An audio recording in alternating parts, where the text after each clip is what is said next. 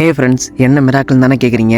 மணி 10:58 ஆகிட்டு, இன்னும் கும்பாபிஷேகம் நடக்கவே இல்லை. ஏன்னா கருடன் இல்லை பருந்து வந்து நமக்கு உத்தரவிடணும். இப்போ தான் கும்பாபிஷேகம் பண்ணுவாங்க எல்லா கோயில்லையும், எப்பையும் இதான் சம்பிரதாயம் கூட.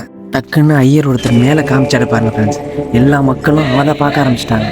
என்னன்னு பார்த்தா பருந்து ஃப்ரெண்ட்ஸ், கருடன். அவர் வந்து உத்தரவு தர்ற மாதிரி அந்த டைமில் வந்துட்டார் ஃப்ரெண்ட்ஸ்.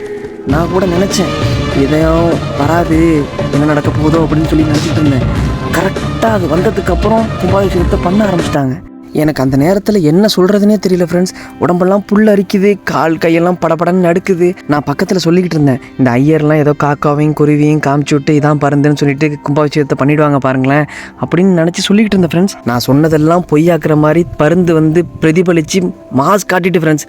என்னால் நம்பவே முடியல. இது மிராக்கிளாக நடந்துச்சா இல்லை என்ன ஆச்சு, எப்படி சொல்கிறதுனே தெரியல. அந்த டைமில் எனக்கு மைண்ட் ப்ளோயிங்காக இருந்துச்சு. எப்படி அந்த டைமில் வந்துச்சு, நெக்ஸ்ட்டு என்னாச்சு நெக்ஸ்ட் வீடியோவில் பார்ப்போம். டாட்டா.